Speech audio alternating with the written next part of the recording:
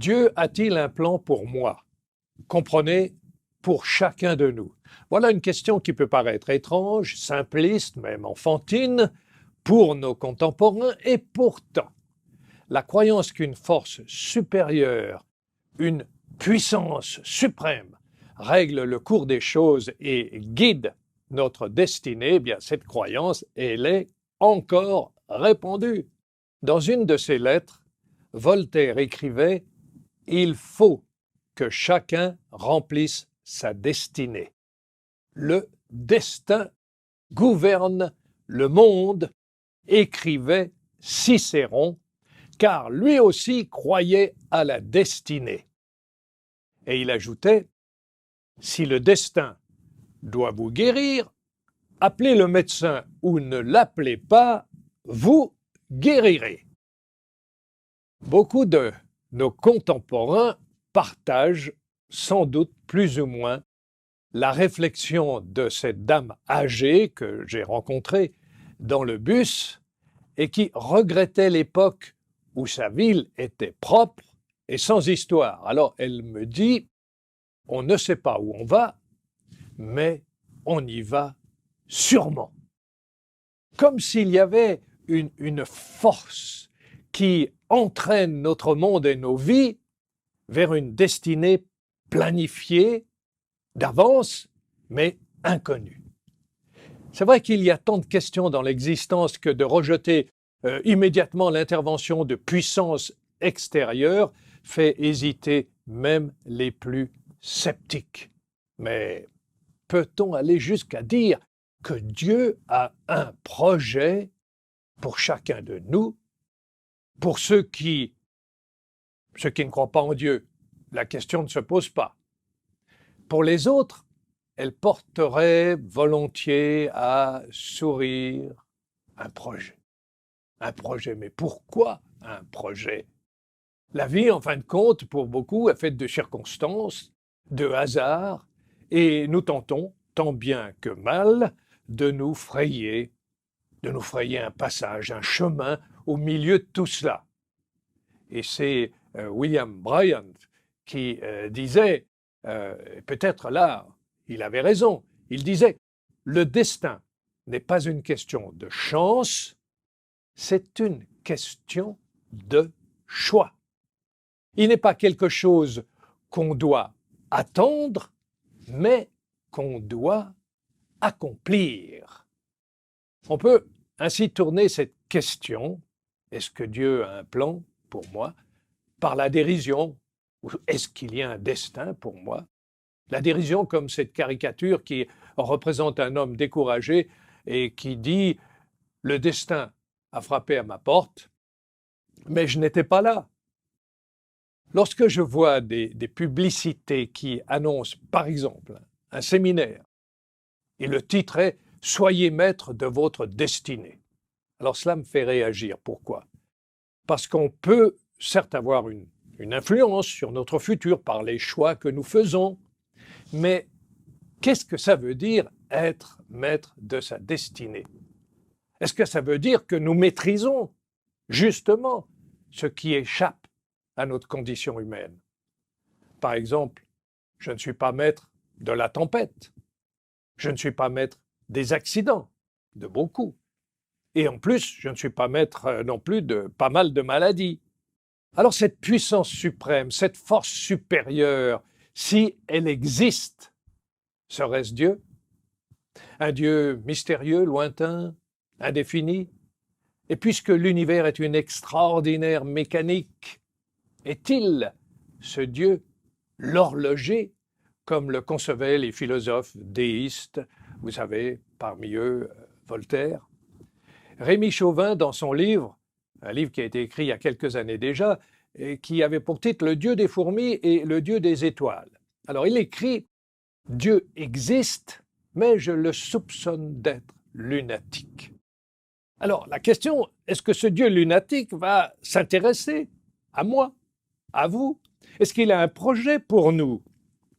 On pourrait, à la limite, concevoir que certains personnages historiques ou ceux qui font la une de l'actualité, vous savez, les grandes personnalités, ont reçu de lui un coup de pouce. Le destin, me direz-vous. Il y a en effet quand même trop de choses mystérieuses dans la vie des êtres humains, dans l'histoire de notre monde, pour complètement évacuer l'idée d'une intervention, l'idée d'une puissance surnaturelle.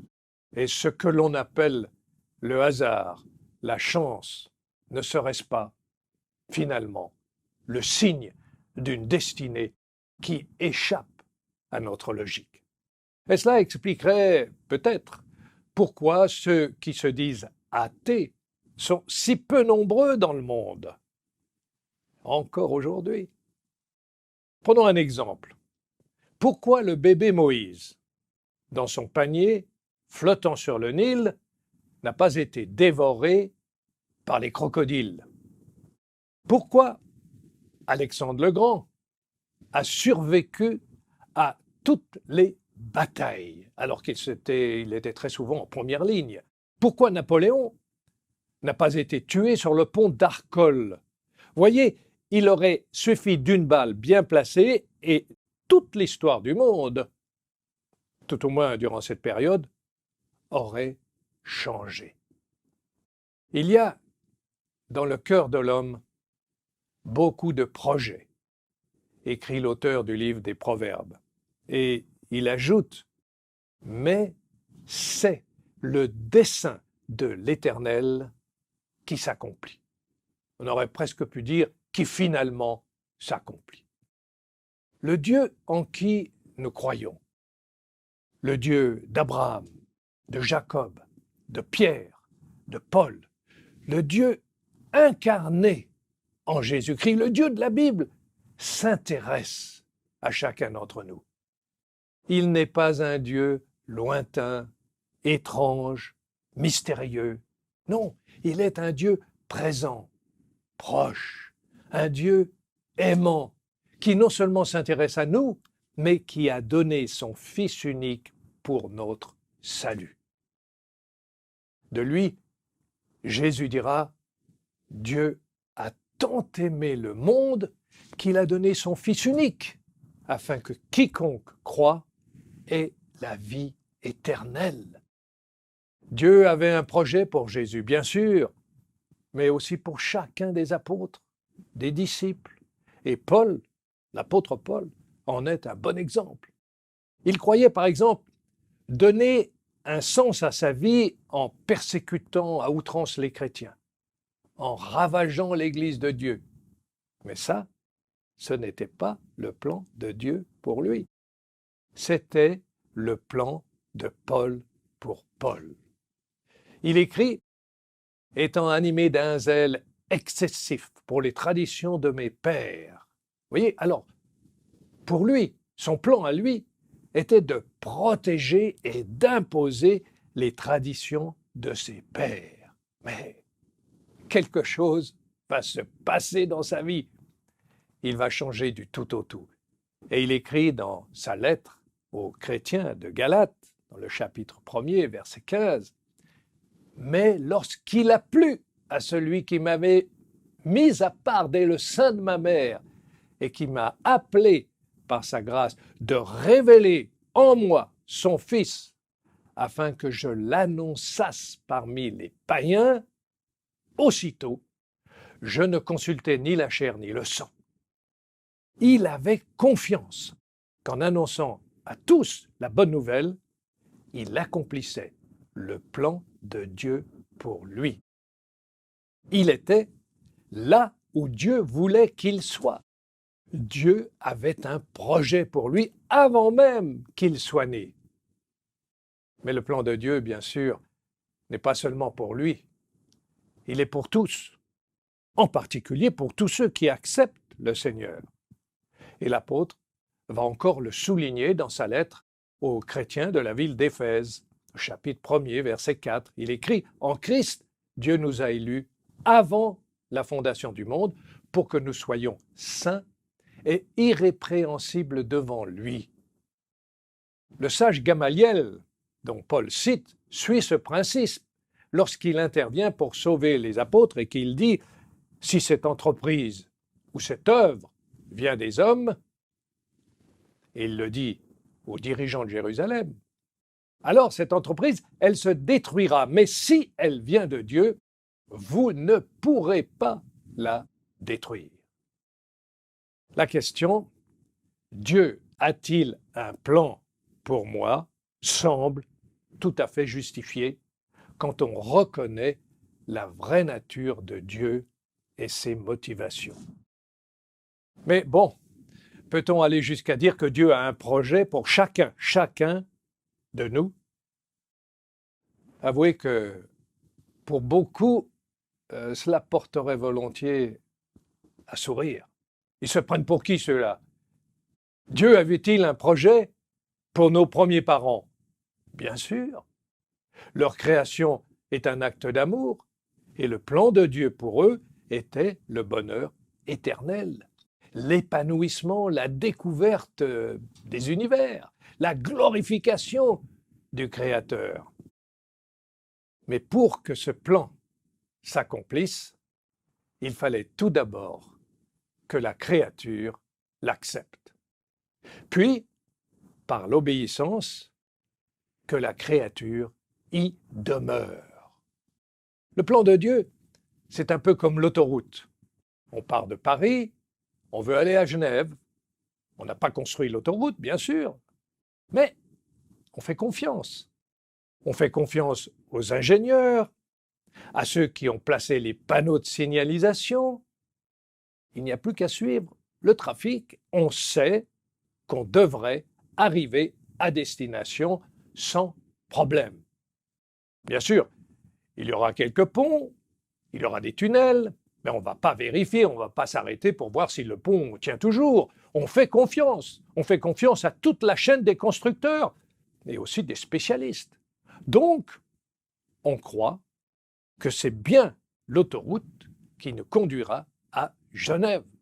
Même si on croit, on va faire quelques vérifications sur la carte ou sur Google. Bon, on ne sait jamais. Imaginons que quelqu'un de mal intentionné est venu dans la nuit et a changé les panneaux de direction. C'est très peu probable. Mais quand même, on va faire des vérifications. Le plan de Dieu, voyez-vous, ne signifie pas que nous sommes transformés en robots à l'instant où nous croyons.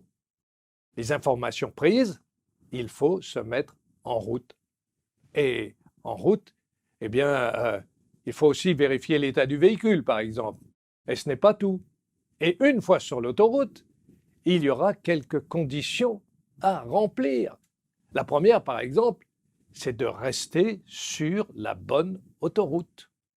Nous avons toujours la possibilité d'en sortir, par exemple à Fontainebleau, à Dijon, ou prendre la direction de Marseille. Il faut donc maintenir le cap sur Genève. Et une fois à Genève, il faudra prendre la bonne sortie. Sinon, nous risquons de continuer sur Chamonix, Milan ou alors sur Lausanne et Berne. Mais ce n'est pas tout. Il faut aussi respecter le code de la route. Alors Adam et Ève étaient sur la bonne autoroute, mais ils n'ont pas respecté le code. Ils ont pris la mauvaise sortie, et avec eux, l'humanité tout entière. Le projet de Dieu pour eux n'a pas changé, mais la route n'est plus la même. Dieu ne renonce pas à notre salut, mais lorsque nous rejetons le plan A, le meilleur, dans son amour, il met en route un plan B. C'est ce qu'il a fait pour nos premiers parents. Le but ultime, il est toujours le même, c'est-à-dire le salut, la vie éternelle. Prenons l'exemple de Noé. Dieu avait un plan pour Noé, sauver son peuple. Il avait un plan aussi pour Joseph, pour Moïse, pour Daniel, pour Paul. Dieu, par exemple, avait un projet pour Joseph, le former à la dure école de la vie. Pourquoi? Pour lui confier une mission et une position dirigeante auprès de Pharaon et de sauver son peuple. C'est d'ailleurs ce que Joseph dit à ses frères. Vous avez médité de me faire du mal, Dieu l'a changé en bien pour accomplir ce qui arrive aujourd'hui pour sauver la vie à un peuple nombreux. Et vous trouvez cela dans le livre de la Genèse au chapitre 50. Donc, le plan de Dieu s'accomplit malgré le mal. Mais bien sûr, il ne justifie ni le mal ni le péché. Le mal ne vient pas de Dieu. Que personne, lorsqu'il est tenté, ne dise « c'est Dieu qui me tente », car Dieu ne peut être tenté par le mal et il ne tente lui-même personne. C'est Jacques, dans sa lettre au premier chapitre, qui écrit cela. En nous libérant du péché, Dieu veut faire de ses enfants des ambassadeurs de son royaume et aussi la lumière des nations. Il est vrai, vous allez sans doute me dire, que nous pouvons à la rigueur accepter l'idée d'un projet divin pour un peuple, pour des personnages, encore une fois, même religieux, mais des personnages exceptionnels comme Abraham, Moïse. Mais question, est-ce que Dieu a vraiment un plan bien défini pour chacun de nous, moi et vous? Eh bien, ma réponse, elle est oui. Vous voyez, j'aime cette citation d'Ellen White qui écrit « Dieu a les yeux fixés sur ses enfants et il a un plan bien défini pour chacun d'eux. » Dieu a un plan pour chacun, un plan qui s'inscrit dans son plan général, dans le plan général de son peuple et avec comme but ultime, toujours le même, la vie éternelle. Ce n'est pas un plan pour moi tout seul, comme si j'étais le centre du monde, sans me soucier des autres. Très bien, mais alors, comment comprendre, par exemple, à nouveau, les difficultés, la souffrance, font-elles partie du plan de Dieu? Et la réponse est oui. Pourquoi? Eh bien, le plan de Dieu ne s'accomplit pas dans un territoire neutre, mais il s'accomplit sur un champ de bataille. Sur le champ de bataille, il y a 3 acteurs principaux. Moi, l'individu, avec mes points forts, avec mes points faibles, l'ennemi, le mal, et son action destructive, et ce n'est pas pour rien que l'apôtre Pierre écrit « Le diable est animé d'une grande colère, cherchant qui il va dévorer. » Et puis le 3e acteur, c'est bien entendu Dieu. Dieu qui nous protège, Dieu qui nous guide. Alors par exemple, Dieu a un plan pour Israël. L'Éternel ton Dieu, dit la Bible, parlant d'Israël, t'a choisi pour que tu fusses un peuple qui lui appartient entre tous les peuples qui sont sur la face de la terre, parce que l'Éternel vous aime. Vous voyez, la motivation de Dieu, c'est toujours l'amour. Et on trouve ce texte dans le livre du Deutéronome, chapitre 7. Alors, en libérant son peuple de l'esclavage, Dieu voulait qu'il devienne quoi?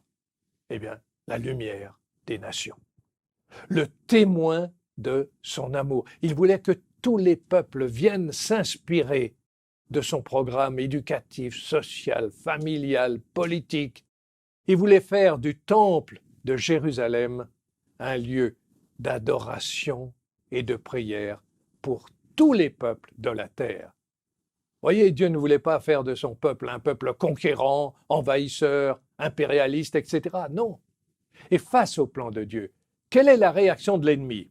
Eh bien sûr, la réaction de l'ennemi, c'est éliminer les acteurs de ce plan, par exemple Moïse, éliminer Moïse avant qu'il ne grandisse, éliminer Joseph avant qu'il prenne la tête de sa famille, éliminer Jésus par le massacre des enfants nouveau-nés. Joseph est vendu comme esclave par ses frères.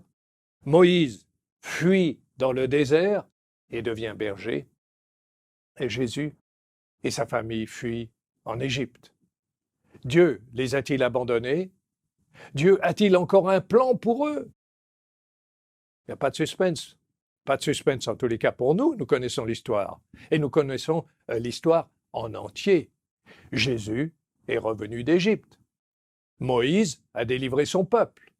Joseph est sorti de prison et il a sauvé sa famille. Et Dieu est intervenu pour eux et il interviendra pour chacun de nous. L'Éternel, dit la Bible, fait mourir et il fait vivre.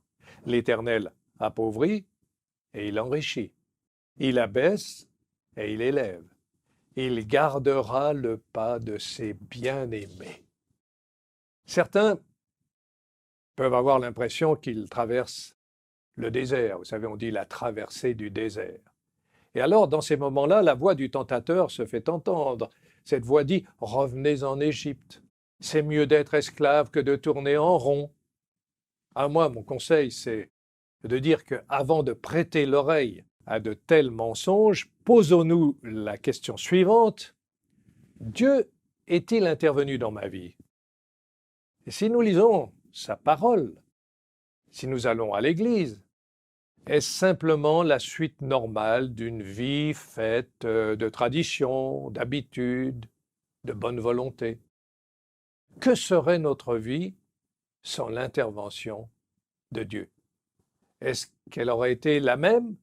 Oui ou non? Sommes-nous trop petits pour que Dieu s'occupe de nous? Pensez à Marie, par exemple. Marie, la jeune adolescente de Nazareth. Pensez à Matthieu, le publicain, rejeté de tous. À Marie-Madeleine, la prostituée. Valait-il la peine que le Créateur s'occupe d'eux? Imaginez les dires de leurs proches. Je crois que Dieu a un plan pour moi. Vous allez être surpris. Qui leur aurait prêté attention?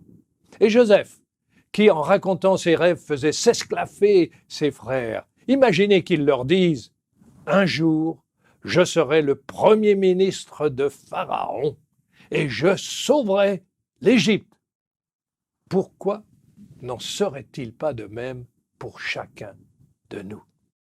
Dieu voit les possibilités de chaque être humain. Nous sommes là pour un but. Dieu nous a donné son plan, un plan pour notre vie, et il souhaite que nous atteignions le plus haut niveau de développement. C'est une citation d'Ellen White. En vrai, la question n'est pas quel est le plan de Dieu pour moi, mais plutôt que dois-je faire pour y demeurer? Ce plan, il existe, nous l'acceptons par la foi, nous y croyons sans en connaître les détails. Recommande à l'Éternel tes œuvres et tes projets réussiront, écrit le sage Proverbe chapitre 16. Un jour viendra où nous comprendrons comment Dieu nous a guidés dans son royaume. Un jour, nous comprendrons que rien dans notre vie a été le fruit de la chance ou du hasard. La main de Dieu était là, du début à la fin. Certains me disent « Je ne sais pas si je suis dans le plan de Dieu, car tout va bien, je suis heureux. Je suis heureux comme je suis, je n'ai pas d'ambition excessive, je ne finirai sans doute jamais directeur, président, dirigeant. Alors, suis-je dans le plan de Dieu ?» Et ma réponse c'est « Vous êtes heureux? Oui. Alors, n'est-ce pas le plan de Dieu que chacun de ses enfants soit heureux? Le bonheur, c'est la plus grande des réussites. Remerciez Dieu chaque jour pour votre bonheur et laissez Dieu continuer de vous guider. Donc, en fin de compte, la vraie question n'est pas quel est le plan de Dieu pour moi, mais plutôt comment y demeurer. Reprenons les exemples de Noé, de Joseph, de Moïse, de Daniel, de Paul, Pierre et bien sûr Jésus. Jésus qui, quelques heures avant son arrestation, combat, il résiste et il finit par s'en remettre à son Père avec confiance. Mais que ta volonté soit faite et non la mienne.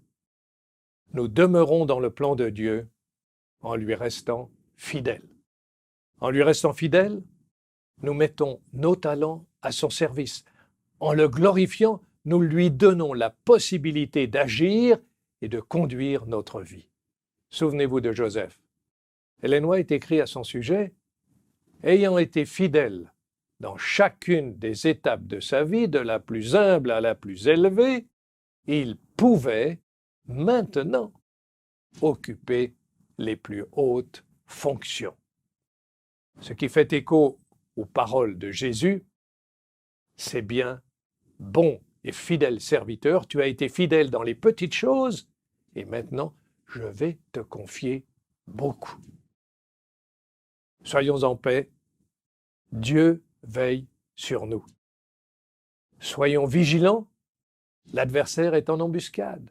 Mais comme l'écrit Jacques, soumettez-vous donc à Dieu, résistez au diable, et il fuira loin de vous.